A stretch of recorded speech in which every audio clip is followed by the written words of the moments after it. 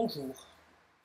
Alors, on va essayer de travailler donc sur les sols aujourd'hui, hein. On va comprendre le rôle du sol pour comprendre comment l'humain cultive depuis 10 000 ans, comment surtout il a changé complètement sa façon de faire.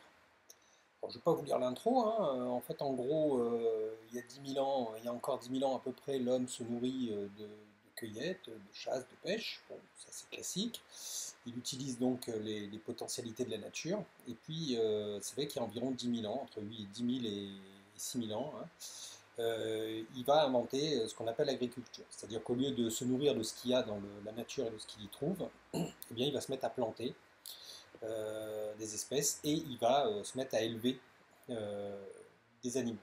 Il va inventer ce qu'on appelle l'agriculture. L'agriculture qui va fournir en fait très vite, hein, aux sociétés de quoi se nourrir et ce qui va concentrer finalement les humains à un endroit, ce qui va créer les premières villes et la première division des tâches, hein, des métiers, puisqu'avec l'agriculture, en fait, on doit inventer tout un tas de nouveaux métiers. Il y a les agriculteurs, bien sûr, mais il y a aussi les meuniers, les boulangers, les maraîchers, enfin ceux qui fabriquent les outils, etc. etc. Aujourd'hui, l'agriculture intensive qu'on a développée essentiellement au XXe siècle, hein, et notamment après la Seconde Guerre mondiale, va transformer complètement cette agriculture euh, en utilisant des engrais. Alors ça, on l'a souvent fait, on va y revenir, mais aussi beaucoup de pesticides. Des molécules donc censées lutter contre des animaux qui ravagent les cultures et détruisent, baissent les rendements. Alors aujourd'hui, on utilise beaucoup cette agriculture intensive et cela, je le mets, a de graves conséquences. Alors essayons de comprendre pourquoi on en est là, comment on a pu cultiver en fait pendant des millénaires sans engrais ni pesticides, bah, surtout sans pesticides. Et pour cela, il faut donc comprendre ce qu'est un sol. Donc comprendre le rôle du sol pour comprendre comment l'humain cultive donc depuis 10 000 ans. Alors, où est-ce qu'on en était resté, nous, sur le sol? On en était resté à ça, en géologie. En géologie, en fait, quand on regarde une roche-mère, la roche, hein, dans le sous-sol, on avait vu que avec les rivières, il y a toute une partie qui est emportée, hein, et il y a toute une partie qui va rester sur place. Cette partie qui reste sur place, elle va s'altérer, surtout en surface, à cause de l'eau de pluie qui ne cesse de tomber. Surtout en surface, cette roche-mère va s'altérer, elle va perdre tout un tas d'éléments minéraux progressivement, et ça va donner une couche à la surface de la Terre, une couche d'éléments altérés qu'on appelle le sol, hein. Alors parfois qu'on appelle la Terre, mais c'est très impropre, on y reviendra. Donc ici, quand le sol est rouge comme ça, c'est qu'il ne reste pratiquement plus que le fer et l'aluminium. On a un sol qui est relativement pauvre. Quand on a un sol qui est brun comme ça, c'est qu'il reste encore beaucoup d'éléments, hein. Le calcium, le magnésium, le silicium, le potassium, etc. Donc en gros, hein, pour faire simple, hein, quand vous voyez un sol en fait qui est couleur de terre, plutôt brun, plutôt un sol riche. Quand vous avez un sol qui est rouge comme ça veut dire qu'il ne reste quasiment plus dedans que le fer et l'aluminium, c'est des sols pauvres. Bon voilà, le sol en géologie, c'était la surface altérée chimiquement de la roche. Et on avait vu que ces sols étaient fragiles, hein, et que dans le monde, c'est un vrai problème, puisqu'ils ont tendance à être érodés, et que ces sols étant la couche où on va pouvoir pratiquer l'agriculture, ça pose des soucis. Alors revenons ici, comprendre le sol maintenant sur un plan biologique. Alors on va faire deux activités. Une première activité, c'est on va regarder un petit peu ce qu'il y a dans un sol et comment ça fonctionne, tout ça. La forêt n'a jamais eu besoin de l'humain pour fonctionner, hein, elle est autonome, pas d'engrais, pas d'arrosage. Comment l'expliquer, hein, comment expliquer que la forêt peut indéfiniment puiser dans le sol ces éléments nutritifs sans l'appauvrir? Pourquoi nous on est obligé de rajouter des engrais à un moment donné? Et une deuxième activité sur deux manières de cultiver, l'une qui est ancestrale et l'autre qui est très moderne.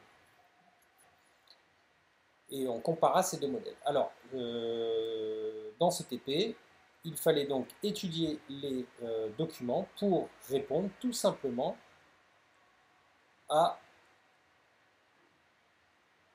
sur la dernière fiche, hein, ici vous aviez la fiche réponse, c'était l'activité 1, donc ici c'était un texte à trous, et ici un tableau à remplir. Voilà. Donc je reviens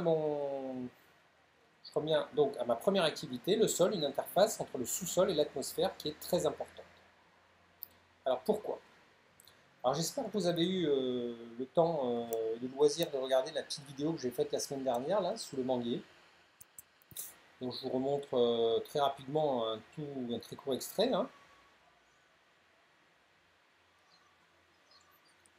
Quand on regarde sous la litière, hein, sous un arbre, quand on débarrasse, quand on écarte un petit peu les feuilles du sol, on s'aperçoit en fait que la vie grouille. On s'aperçoit aussi que... Alors voilà comment on peut faire une récolte avec les moyens du bord, les moyens du confinement. Voilà, un petit couvercle, les doigts, hop, pour essayer de choper les animaux. Alors, ceux qui ne sont pas trop petits, hein, parce que Alors bien sûr, au lycée, on a des méthodes bien plus efficaces. voilà, c'est impossible. Et voilà avec un petit congénère. Donc ici avec un petit peu plus de détails, hein, débarrassé de la fraction minérale et puis de tout ce qui est matière végétale en décomposition, donc des vers. Un nul aussi en noir là, c'est une patte, un escargot au centre, et au centre des trois. Bon voilà un petit peu, c'était l'idée de la vidéo, c'est de vous montrer en fait que dans un sol, hein, bah, la vie grouille en fait, hein. Alors qu'est-ce qu'on voyait sur ce premier document? Sur ce premier document, en fait, on voit que ici, on a de la roche qui emprisonne, hein, les minéraux. Hein, les minéraux constitutifs de la roche, bah, ils sont dans la roche. Et là, on a une racine. Et que quand une racine, un végétal veut eh bien, tout simplement se nourrir, bah, c'est très compliqué s'il n'y a que de la roche. Ici à droite, on voit que s'il y a une altération chimique de la roche, déjà ça va dégager les sels minéraux de la roche, qui sont les ronds colorés ici, là, et que dans un sol, on a de la matière organique ici, qui est en train de se dégrader, on y reviendra, et cette matière organique là, bah, elle sert de puits tout simplement pour les sels minéraux qui vont venir s'accoler dessus. Et alors que ici, la racine a énormément de mal à déloger les minéraux pour les absorber, et bien ici, tout devient possible. En fait, il y a un échange naturel entre ce complexe-là, cette matière organique et ces minéraux, et la racine. Si bien que quand la roche est altérée qu'il y a chimiquement et qu'il y a de la matière organique en décomposition, eh bien les minéraux deviennent disponibles, les minéraux de la roche deviennent disponibles pour la racine. Alors deuxième chose, quand un sol disparaît, c'est toute la capacité agricole qui disparaît. Ça, on l'avait vu sur la partie paysage et érosion en géologie. Bien, tout simplement parce que le végétal se nourrit dans le sol. Le végétal puise la quasi-totalité en fait de sa matière dans le sol. Il n'y a qu'une molécule dont il a absolument besoin et qui capte dans l'air, je pense que vous la connaissez, c'est le dioxyde de carbone, c'est le CO2. Il n'y a que le CO2 qui vient de l'air. Tout le reste provient du sol. Na, K, Ca, Mg, Fe, l'eau, etc. Alors ça, c'est un petit peu ce qu'on commençait à voir sur la vidéo. Quand on prend une feuille comme ça, en fait, on s'aperçoit qu'avec le temps, elle va complètement se désagréger. Elle ne va pas disparaître, hein, la matière ne disparaît pas, elle disparaît en fait à notre œil. La matière ne disparaît pas telle quelle, mais en fait la feuille va complètement se désagréger, elle va subir une série de transformations. Et on s'aperçoit que ces transformations eh bien, sont dues aux animaux et aux champignons et aux bactéries du sol. Ce sont en fait les animaux, les herbivores, les détritivores du sol qui vont consommer les feuilles et qui vont progressivement la transformer. Et vous voyez qu'en fait, au cours de la dégradation, on a toute une chaîne en fait d'animaux, de champignons et de bactéries qui vont intervenir selon une séquence bien précise. Alors qu'est-ce qui se passe en fait? En quoi consiste cette dégradation? Ici, on a bien de la matière organique. Et en quoi va-t-elle être transformée, cette matière organique? Alors ici, par exemple, on a des déjections de lombric qu'on voyait aussi dans la vidéo. Hein, petite déjection de lombric comme ça. C'est-à-dire que le lombric, en fait, il consomme une partie de la feuille, il va la digérer et il va rejeter ses excréments. Eh bien, regardons le rôle du lombric, ver de terre dans le sol. On va prendre le cas du lombric pour essayer de comprendre le rôle de tous ces intervenants-là. Les animaux, les champignons et les bactéries. Prenons le cas du lombric. Alors on va comparer le calcium, le magnésium, l'azote, le phosphore, le potassium dans un sol. Ça c'est en pour 1000, ça c'est les quantités dans le sol en pour 1000, vous connaissez le pourcent. Ici c'est en pour 1000, c'est ici pratiquement 2 pour 1000. Ici c'est 0,16 pour 1000, etc. Et regardez dans les excréments des vers de terre. Ici on a, pour le calcium, on a du 2,8 quasiment pour 1000. Ça veut dire que c'est 40% plus enrichi en calcium que le calcium qu'on va retrouver dans le sol. Pour le magnésium, dans le sol, on en trouve 0,162 pour 1000. Ici, on va en retrouver 0,5 quasiment pour 1000. C'est 3 fois plus. On a un enrichissement de 300%, c'est 3 fois plus. C'est 100%, plus 100%, plus 100%. Que représente donc la quantité de magnésium dans les excréments du ver, etc., etc. Et en fait, pour tous ces éléments-là, vous voyez qu'en fait, il y a un très fort taux d'enrichissement. Ça veut dire quoi? Ça veut dire que le ver de terre, quand il consomme la matière organique de la feuille, avec les sucres, les graisses, les protéines et tous les minéraux que contient la matière organique, vous savez que notre matière organique, elle contient énormément de minéraux, hein, le calcium, le fer, etc. Eh bien, ça veut tout simplement dire que le lombric, en digérant la feuille, va relibérer les minéraux de la matière organique. Autrement dit, il va refaire passer les minéraux sous une forme totalement minérale, c'est-à-dire pas pris dans la matière organique, dans les êtres vivants, mais sous une forme minérale, disponible dans la nature et donc disponible dans le sol. Autrement dit, que font ces êtres vivants en consommant la matière organique tombée au sol? Eh bien, tout simplement, ils reminéralisent la matière. C'est-à-dire qu'en fait, les lipides, les glucides et les protéines qui sont propres à cette matière organique, eh bien, vont être totalement consommés pour produire de l'énergie notamment. Et tous les minéraux que contient cette matière organique vont être libérés exactement comme les minéraux qu'on va trouver dans la roche au départ. Ce qu'il faut bien préciser ici, c'est que cette minéralisation de la roche, elle est très très lente, hein, on l'a vu en géologie. Elle est très très très lente. C'est-à-dire que c'est très lent pour prendre les minéraux de la roche.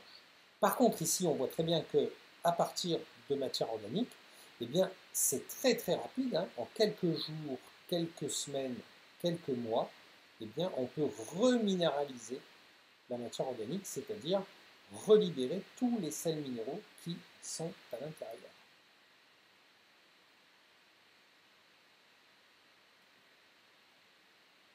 Alors prenons le cas d'un élément qui est fondamental pour les plantes, et c'est vraiment un élément très très important en agriculture notamment, c'est l'azote. Les plantes ont besoin en gros de 3 éléments très importants: l'azote, le phosphore et le potassium, NPK. Alors Alors pourquoi c'est très important NPK? Ben, tout simplement parce que on va plus ou moins le trouver dans le sol. Elles ont besoin de CO2 aussi, on le sait, mais le CO2, lui, vient de l'air. Il est très disponible.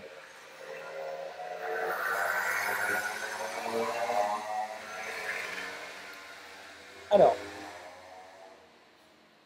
l'azote, il est présent sous différentes formes minérales.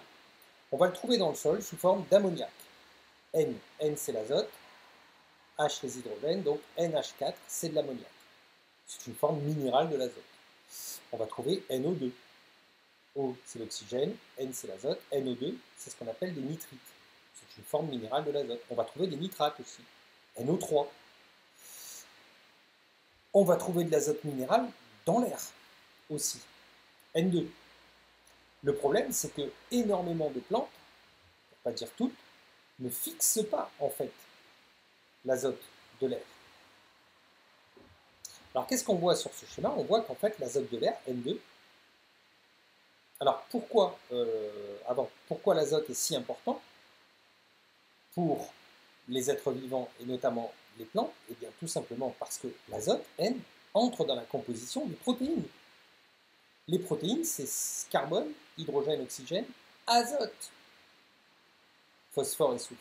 Ça veut dire que si vous n'avez pas d'azote, vous ne pouvez pas fabriquer vos protéines, qui constituent énormément de la matière organique. Alors, si on regarde un petit peu ce qui se passe sur ce cycle-là, on s'aperçoit qu'en fait, l'azote atmosphérique est fixé par des bactéries du sol, ici, qui, elles, sont capables de transformer l'azote atmosphérique, le diazote, N2, en ammoniac, NH4. Qu'il y a des bactéries qui, elles, sont capables de transformer le NH4 en NO2. Qu'il y a des bactéries qui sont capables de transformer le NO2 en NO3, ce qu'on appelle les nitrates, et les nitrates sont absolument indispensables à la plante pour que la plante assimile l'azote sous forme donc de NO3, de nitrate. Les nitrates, c'est plutôt dangereux pour nous quand il y en a trop dans l'eau qu'on consomme, c'est dangereux pour l'humain. Et pour les animaux, par contre, c'est absolument indispensable pour la plante, qui doit en trouver. Donc ici, on voit très bien que l'azote atmosphérique est d'abord transformé une première fois en ammoniac, une deuxième fois en nitrite, une troisième fois en nitrate, et que tout ça, ce sont des bactéries du sol qui s'en chargent. Et quand on a les nitrates, la plante peut se nourrir. La plante fabrique donc ses protéines avec l'azote, et une fois que la matière organique des végétaux retombe au sol, on a les décomposeurs qu'on a vus tout à l'heure qui vont reminéraliser ces protéines et qui vont les libérer, qui vont relibérer de l'azote sous forme d'ammoniac. D'ailleurs, de l'ammoniac, il y en a dans les urines. Voilà le cycle de l'azote. Donc ici, on a un exemple très important donc, du rôle de la faune du sol, les êtres vivants du sol. Et voilà pourquoi la forêt n'a jamais eu besoin de l'humain pour fonctionner. Elle est autonome, c'est-à-dire que ça peut fonctionner pendant des millénaires sans aucun problème. Puisqu'ici, la plante va évidemment se nourrir d'un petit peu des éléments de la roche, mais elle va surtout, en fait, les êtres vivants vont surtout recycler, le sol, pardon, va recycler la matière organique pour nourrir les nouveaux êtres vivants. Donc on n'a pas forcément besoin de dégrader la roche pour libérer, souvent, et de façon importante, les minéraux qu'elle contient.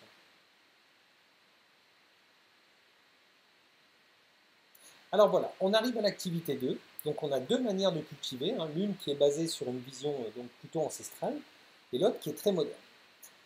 Alors j'espère que vous avez pu voir cette vidéo. En tout cas, moi ce que je vais faire, c'est commencer par la deuxième manière, la manière très moderne. Alors, quand vous regardez une manière très moderne de fonctionner, c'était peut-être un petit peu compliqué au départ, mais en fait finalement c'est assez simple à comprendre. Regardez. Si je plante du maïs par exemple, mon maïs, Alors ici, attention, c'est le cycle de l'azote. On est d'accord? C'est le cycle de l'azote. On se base sur l'azote, dont on a dit que c'était le constituant essentiel des protéines, donc une part très importante de la matière organique. Donc l'azote, dans une culture de maïs, il va fixer par an 2250 kg par an, et là on est sur 1 hectare, 10 000 m². 2250 kg d'azote fixés par an, par hectare.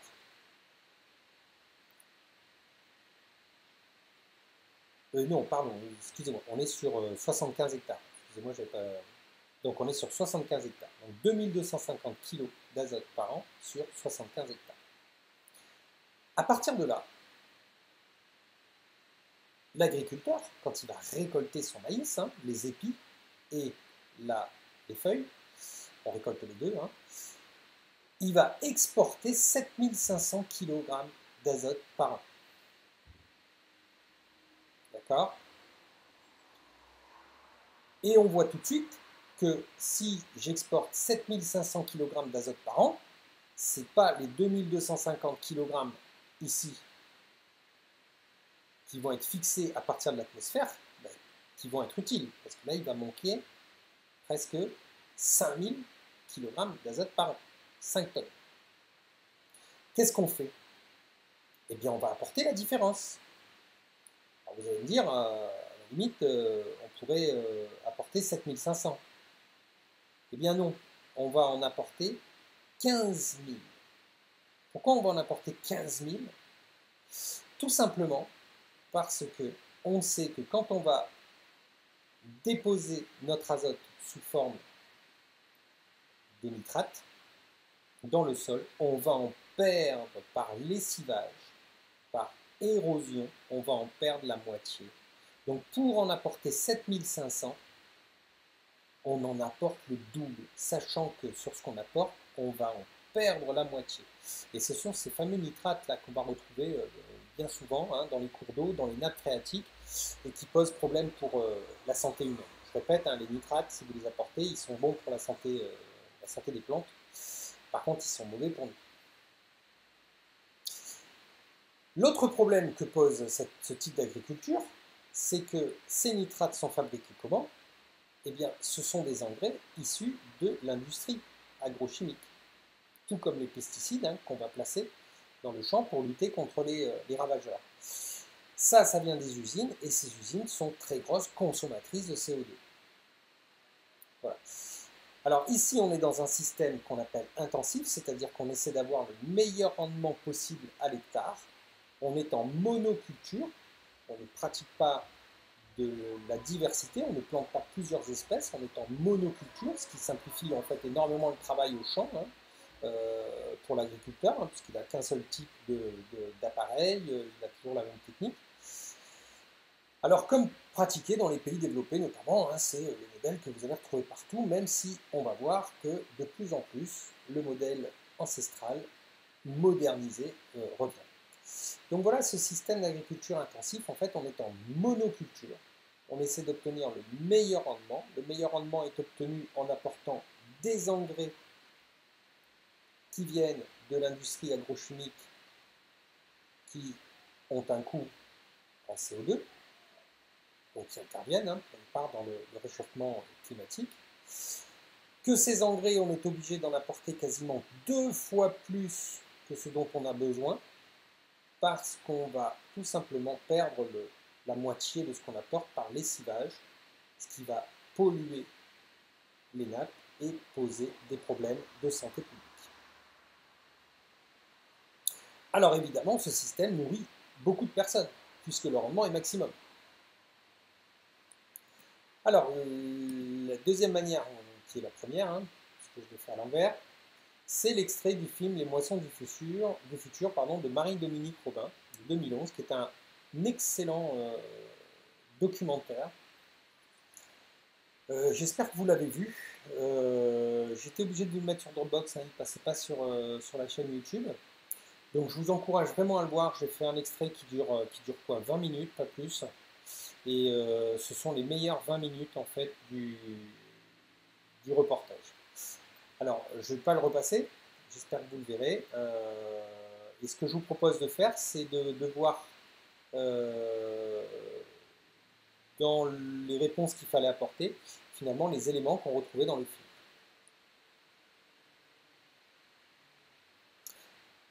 Alors, ici, c'était des documents concernant les pesticides. On a parlé des engrais tout à l'heure. Les engrais, ce sont les substances nutritives qu'on apporte à la plante, dont elle va se nourrir. Les pesticides, ce sont des molécules qu'on place dans les champs pour lutter contre les ravageurs. Donc ici, c'était une communication de l'Académie française de médecine qui estime que 12% des échantillons récoltés au hasard contiennent 2 résidus de pesticides. 7,2 contiennent 3 résidus et 3,4% contiennent 4 résidus. Et on estime que 25% des fruits, légumes et céréales et produits transformés contiennent plus de 2 résidus de pesticides, avec des teneurs souvent inférieures, heureusement, aux limites maximales réglementaires. Alors, inférieures aux limites maximales réglementaires, ne voulant pas dire que ça n'a pas d'effet à long terme sur la population. Alors, les effets sont là, les effets, la présence de pesticides en excès a fait envisager leur interaction possible, mais difficile à prouver, car les études épidémiologiques, vous savez ce que c'est que l'épidémiologie maintenant, c'est la science qui s'occupe de la diffusion des maladies et des syndromes. Donc, leur interaction possible est difficile à prouver, avec certains cancers, hémopathie, lymphome, et peut-être avec certaines atteintes du système nerveux, comme la maladie de Parkinson, etc. Donc, il y a beaucoup de débats là-dessus qui sont menés. Alors, ce qui est très intéressant, c'est de remarquer que, ici, on a la consommation mondiale d'engrais chimiques. Et on voit qu'en fait, depuis la fin de la Seconde Guerre mondiale, 1950, on a considérablement augmenté, on a multiplié par un facteur très très important, quasiment par 8, la consommation d'engrais chimiques. Et vous voyez qu'en fait, dans les années 90, elle est redescendue et qu'elle est remontée ici. Mais il y a quelque chose qui est très intéressant, c'est ce graphique-là, qui concerne, alors je ne sais plus qui concerne, je sais, un ensemble de cultures très très important, c'est quelque chose, un effet qu'on va retrouver dans l'agriculture intensive dans le monde. Ici, c'est la quantité d'azote appliquée, c'est l'engrais que vous allez appliquer, donc de 0 à 520 livres par acre. Okay. Donc l'acre c'est 0,4 hectares, ok, 4000 mètres carrés, ok, et une livre en gros c'est un demi-kilo.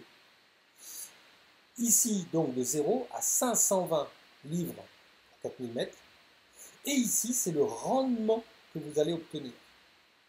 Et il y a quelque chose qui est très très intéressant, c'est que regardez, au début quand vous faites augmenter, quand vous augmentez la quantité d'engrais, ici, quand on passe de 0 à 200 livres pour 4000 mètres carrés, eh bien on va augmenter le rendement, on va passer de 10 à quasiment 120, donc on multiplie par 12 le rendement si on multiplie ici la quantité d'engrais par 4, de 40 en gros à 160 ici. Donc plus j'augmente la quantité d'engrais, plus j'augmente le rendement, ça c'est logique, je nourris la plante. Mais regardez, à un moment donné, plus j'augmente encore la quantité d'engrais, ici je vais la doubler de 200 à 400, eh bien mon rendement, lui, ne va plus doubler, je vais passer de 120 ici à 150. Ça fait que là, je vais augmenter énormément la quantité d'engrais, je me déplace vers la droite, ici, sur l'axe des abscisses, eh bien je ne monte plus autant sur l'axe des ordonnées, sur le rendement, ici, en ordonnée. Donc au début, ça marche très bien, en fait, mais à un moment donné, Si vous voulez encore augmenter les rendements, eh bien vous ne pouvez plus augmenter la quantité d'engrais, ça ne sert plus à rien.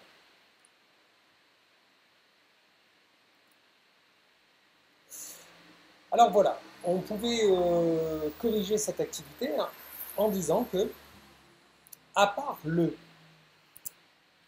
quoi, qu'est-ce qui est pris, qui est puisé dans l'atmosphère et qui n'est pas puisé dans le sol? La seule molécule qui n'est pas puisée dans le sol, il s'agit du CO2, qui lui est puisé. Donc à part le CO2 puisé dans l'atmosphère, le sol contient tous les éléments dont a besoin la plante. Alors on peut les reciter, hein. Alors on a l'hydrogène. Alors il y en a qui sont déjà cités, tiens, il y a le potassium par exemple, qui n'est pas cité.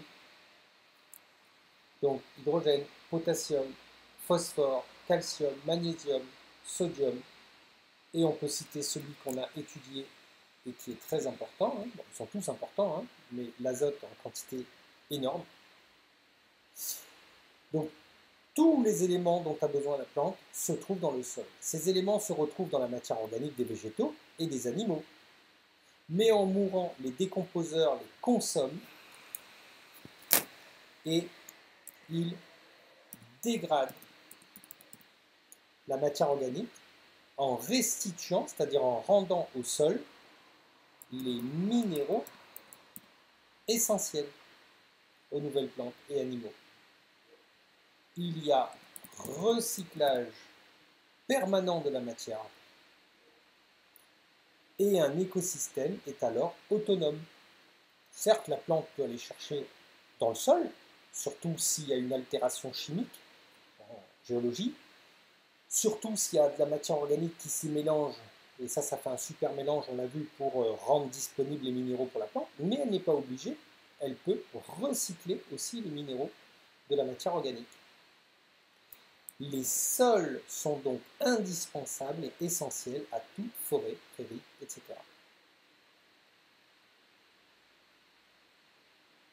Alors, sur la deuxième activité, c'est là qu'on va utiliser le film, j'espère que vous l'avez vu.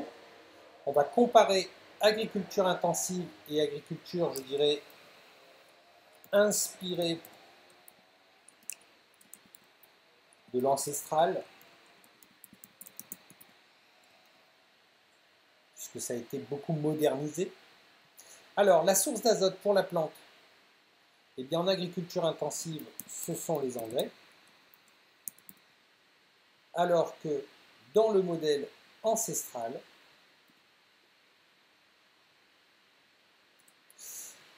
eh bien, c'est le sol.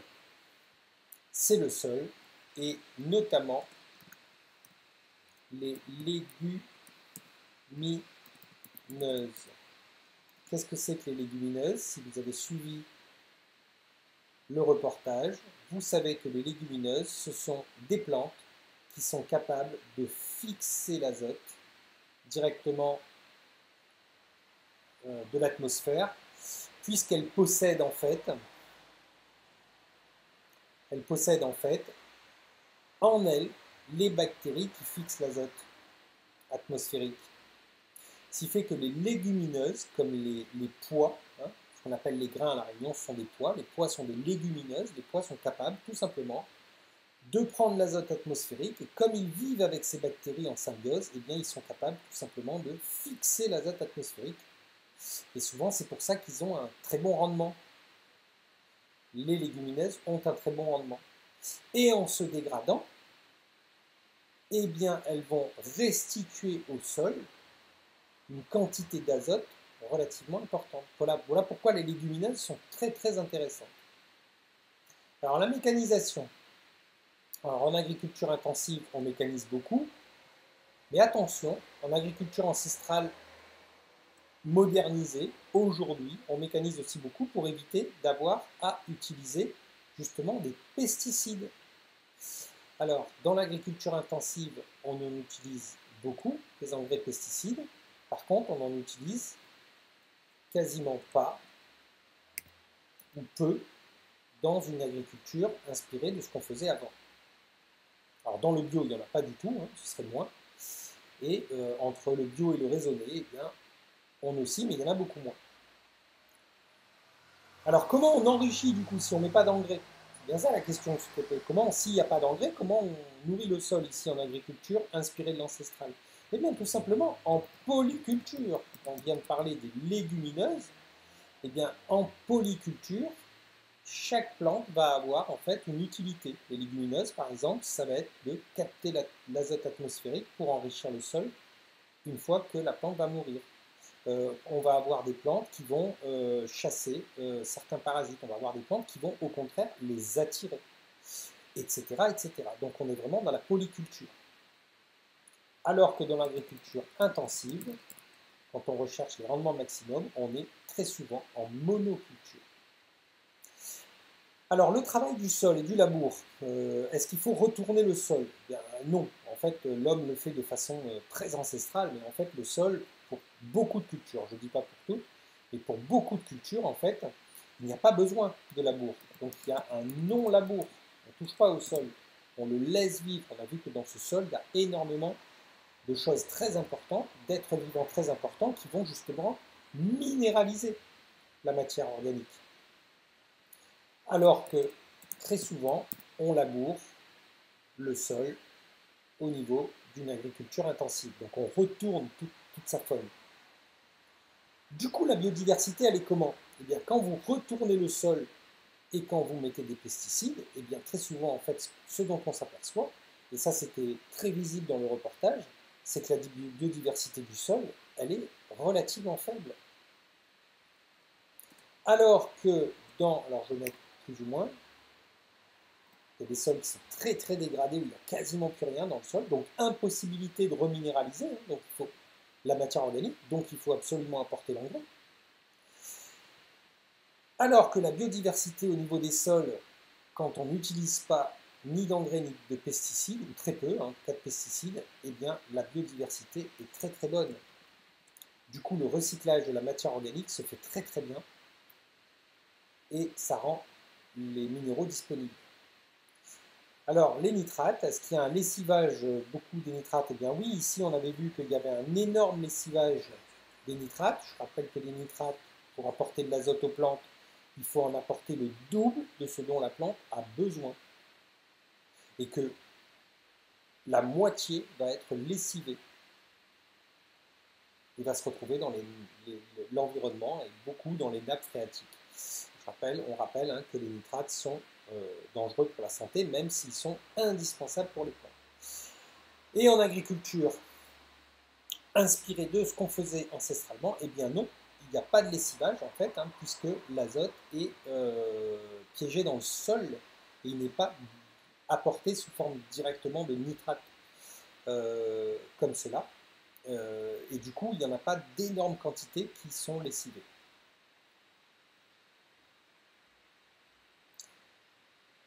Voilà comment on pouvait travailler sur ce TP. Donc on a bien compris le rôle du sol et on a compris comment donc l'humain avait fait évoluer sa capacité agricole. Alors certes, il a terriblement augmenté les rendements au cours du XXe siècle, mais cela a des conséquences sanitaires.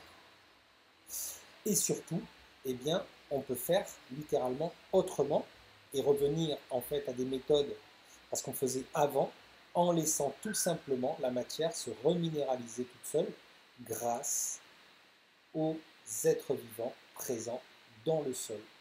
Voilà pourquoi ce sol est si important, à la fois pour l'environnement naturel, hein, les forêts, les prairies, les savanes, etc., mais aussi pour l'agriculture, si on veut une agriculture qui soit exempte de pesticides et de trop d'engrais.